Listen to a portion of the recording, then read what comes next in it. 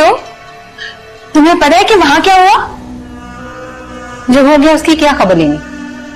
अब तो आगे की सोचो कि आगे क्या करना है। सोच लेंगे आगे भी, लेकिन अभी उसे इस तकलीफ का मजा तो लेने दो। इस तरह तो उसका जख्म भर जाएगा। तो क्या करूं मैं?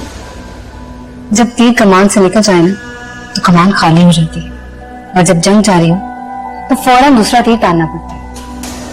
लेकिन तुम तो रिलैक्स हो गई हो एक ही तीर तान के। खुशबू, एंजॉय करो, मजा लो, उसकी बेबसी का मजा लो। और अगर तुम मेरी जगह होती ना वहां, तो तुम भी यही करती जो अभी मैं कर रही हूँ। ऐसा अभी खुशियां सेलिब्रेट करने का वक्त नहीं है, क्योंकि रिमशा अभी इसी घर में है। चली जाएगी, बहुत जल्द चली जाएगी। तुम जो है मेरे साथ। हाँ, क्यों नहीं।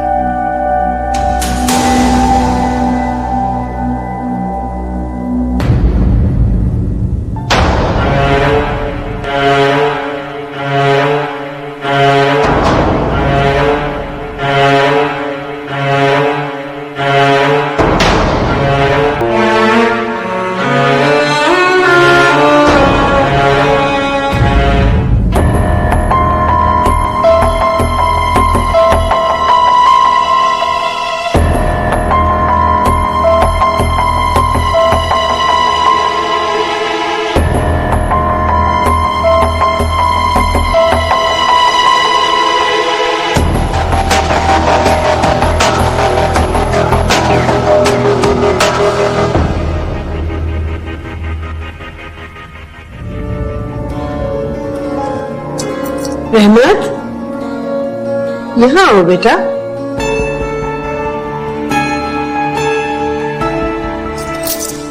क्या बात है बेटा, आज तुम्हें अपनी बीजान नजर नहीं आई? सॉरी बीजान। अस्सलाम वालेकुम। वालेकुम अस्सलाम। ऐसा तो कभी नहीं हुआ कि तुम अपनी बीजान को नजरअंदाज करके कमरे में चले जाओ। वो कुछ परेशान था इसलिए नजर नहीं पड़ी। ऐसी कौन सी परेशानी कि तुम बड़ों का एहतराम ही भूल गए? तुम बिल्कुल अपने भाइयों की तरह लापरवाह होते जा रहे हो। ऐसी बात नहीं बीजान, आप मेरे लिए सबसे पहले हैं, बाकी सब आपकी बात है। लेकिन आप जानती हैं ना, ऑफिस की सारी जिम्मेदारी मुझ पर है। मेरा कॉन्ट्रैक्ट है, उसकी वजह से मैं बहुत परेशान हूँ। कैसा कॉन्ट्रैक्ट? आप फिक्र ना करें, मैं सब ठीक कर लूंगा। बस आप मेरे लिए दुआ किया करें। मेरी दुआएं हमेशा तुम्हारे साथ हैं बेटा। खाना खाया था तुमने? नहीं, भूख नहीं। अरे खाना तो खा लिया करो ना। ठीक है, मैं कुछ हल्का सा ले लेता हूँ। किसी को उठाओ, उठा के तुम्हें खाना खिलाओ।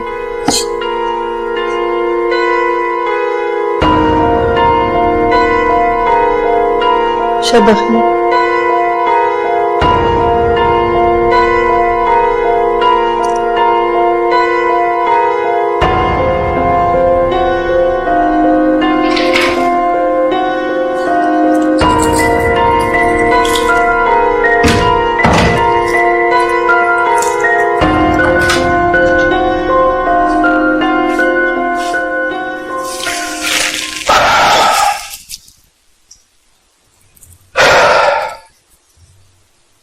क्या हुआ? कुछ नहीं। कुछ तो हुआ। तुम गई थी ना बीजान से बात करने, क्या बात है?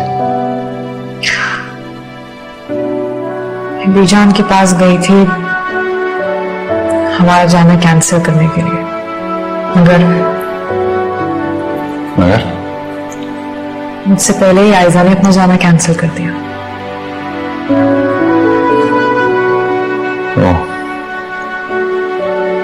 ऑब्वियसली यार, 8-10 साल की बच्ची तो है नहीं कि जिद करे। उसे भी अंदाजा हो गया होगा कि उसका जाना ठीक नहीं है। लेकिन हमारा जाना तो कैंसिल हो गया ना।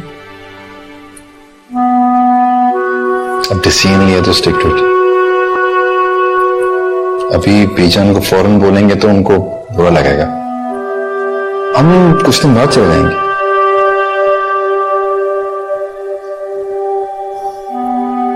अब क्या सोच रहे हो? कुछ नहीं। अच्छा चलो, सो जाओ, रात बहुत हो गई है, सुबह जल्दी ड्यूटी पे जाना।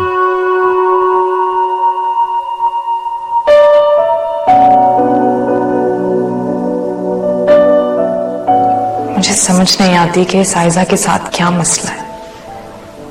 वो मेरी हर अच्छाई को बुराई में बदल देती है, और सबसे बड़ा प्रॉब्लम यह है कि मैं ये सारी बातें नेमत को कैसे समझाऊं कि सब चीजों के पीछे आइजा है।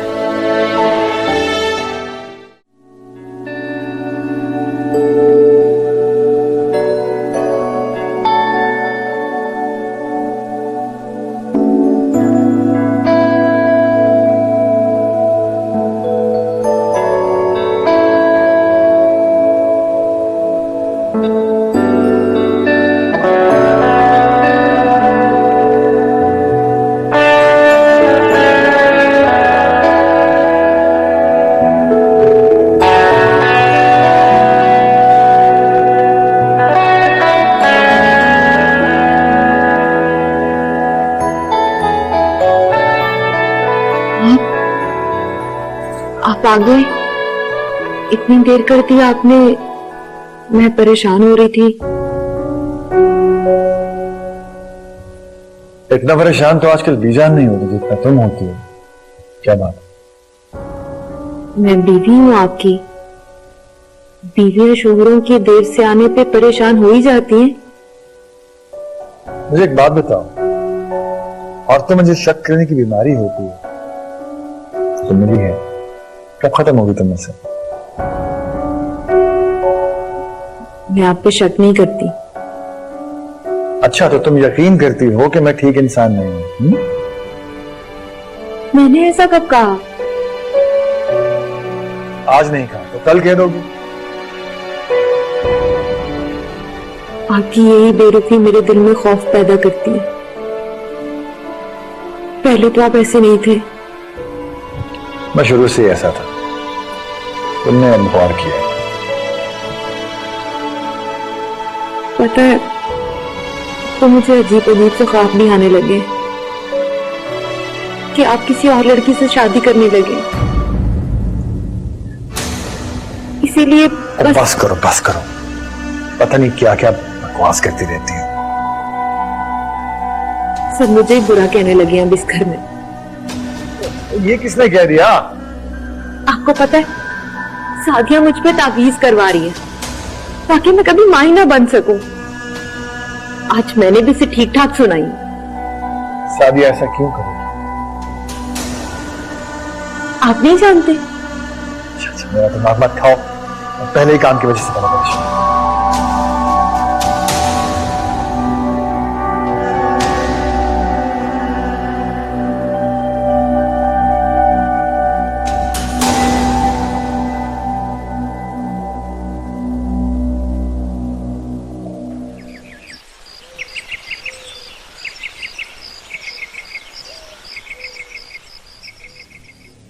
अरे रिमशा, ये क्या कर रही हो तुम? नाश्ता बना रही हूँ। हाँ, मगर सब एक साथ नाश्ता करते हैं, और वैसे भी किसी को भी इजाजत नहीं है कोई पहले खाना खाए या फिर नाश्ता करे। जानती हूँ, लेकिन मेरी तबीयत खराब है और खाली पेट में मेडिसिन नहीं खा सकती, इसलिए। ओह, तबीयत खराब है तो ठीक है, तुम जाओ रेस्ट करो। मैं किसी मुलाजमा को बोलकर तुम्हारे लिए नाश्ता लगवा देती हूँ। वेल, इसकी कोई जरूरत नहीं है। सिर्फ चाय ही तो बनानी है, मैं बना लूंगी। अरे चाय बनानी है ना, तो वो मुलाजमा ले आएगी तुम्हारे कमरे में नाश्ता। तुम जाओ रेस्ट करो।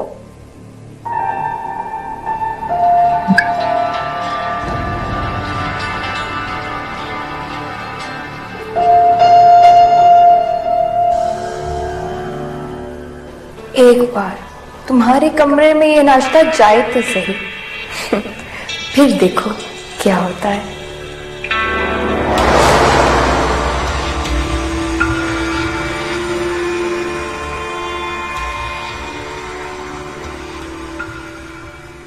सादिया, असद को स्कूल छोड़ने में इतनी देर लगती तो नहीं, अभी तक आई क्यों नहीं?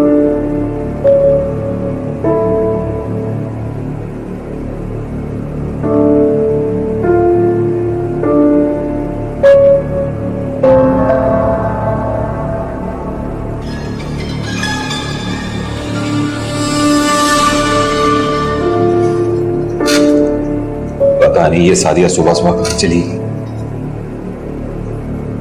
स्कूल छोड़ने के लिए गई थी, लेकिन इतनी देर।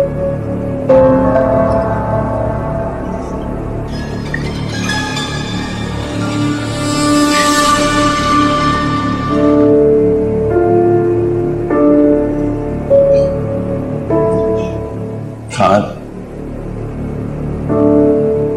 फोन क्यों नहीं पिक कर रहे?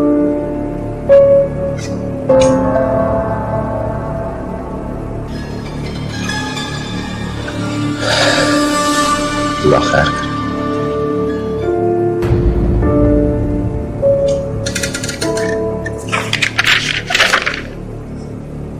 शफकत मुझे माफ कर दे, मगर अब मैं यहां नहीं रह सकती। इस घर में मेरा दम घुटता है। मैं यहां एक नौकरानी बनकर तुम्हारे घर वालों की कड़वी बातें नहीं सुन सकती। मुझे अपनी जिंदगी जीने का पूरा हक है। मैं नए सिरे से अपनी जिंदगी का आगाज करने जा रही हूं। अगर तुम मेरा मुतालबा मानते हो तो मुझसे कांटेक्ट कर लेना, मैं आ जाऊंगी। और अगर नहीं मिल सकते तो मुझे वापस आने के लिए मजबूर न करना। मैं बहुत जल्द अपने बेटे को भी अपने पास बुला लूंगी। साथियों, तो तुम भी छूट गई साथिया।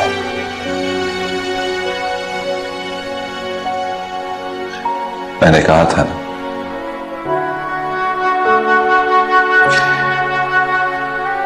एक दिन तुम भी छोड़ जाओगी। कसूर तुम्हारा नहीं,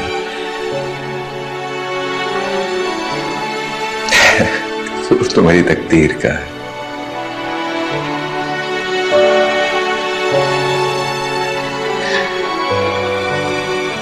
तुम्हें जीने का, जिंदगी गुजारने का पूरा हक है।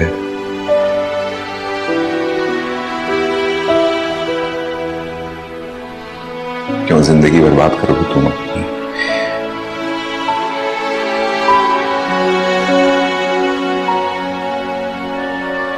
एक अपाहिज शख्स के लिए।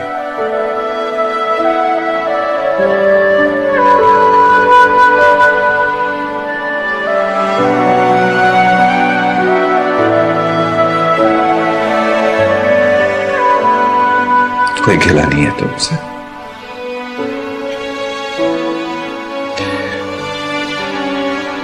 शिकवा तो तकदीर से है।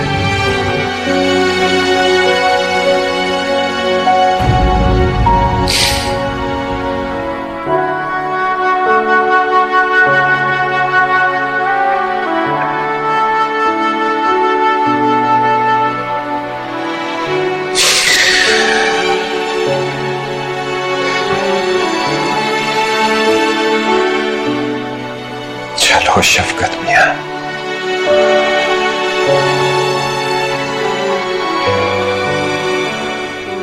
एक और की जिंदगी शायद आसान कर देगी।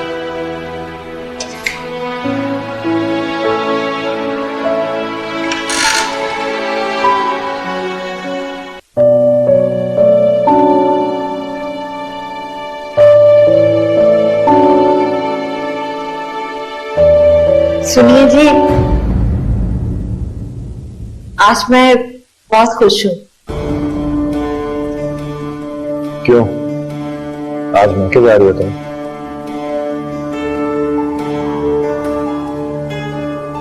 नहीं, वो दरअसल बात यह है कि पहले जितनी बार भी मुझे मां बनने की खुशी मिली है, तीसरा महीना ही गुजारना मुश्किल होता रहा है। लेकिन इस बार ऐसा नहीं हुआ। मेरी तबीयत भी बोझल नहीं हुई और मैं फ्रेश भी बहुत हूं। वक्त भी बहुत आसानी से गुजर रहा है मेरा। बस अब तो एक ही दुआ है, खुदा ने ये जो आखिरी उम्मीद दी है इसमें कोई रुकावट ना आए।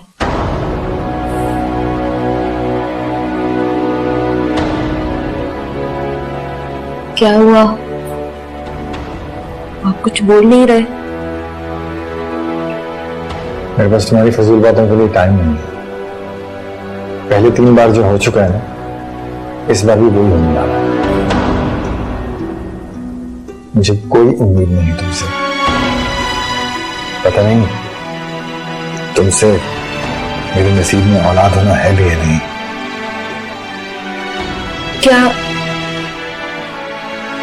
क्या किसी और से भी आपको औलाद चाहिए? मैं देख रहा हूं कि आजकल तुम कुछ ज्यादा ही बोलने लगे हो। अपनी हद में रहो तो अच्छा होगा, समझे तुम?